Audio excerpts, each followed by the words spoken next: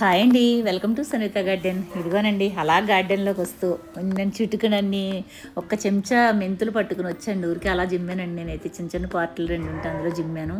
ఎంత బాగా వచ్చినాయో చూడండి. నిజంగా ఆకుకూరలండి మనం ఇంట్లో కనుక ఇలా చిన్న చిన్న పార్టీలో కనుక పెట్టుకుని మనం పెంచుకుంటే చాలా చాలా హెల్దీగా మనం ఆకుకూరలు తినేయచ్చండి. ఆకుకూరలు బయట కొనాలంటే చాలా చాలా భయం వేస్తుందండి. ఎందుకంటే వాళ్ళైతే ఏ ద్రావకాల్లో ఏ కెమికల్స్లో ముంచేస్తున్నారో మనకు తెలియట్లేదు. కాబట్టి ఎంత బయట బాగున్నా సరే ఆ కూరలు తీసుకోవాలంటే ఎక్కడో కొంచెం మనకి భయం అనేది అనిపిస్తుంది.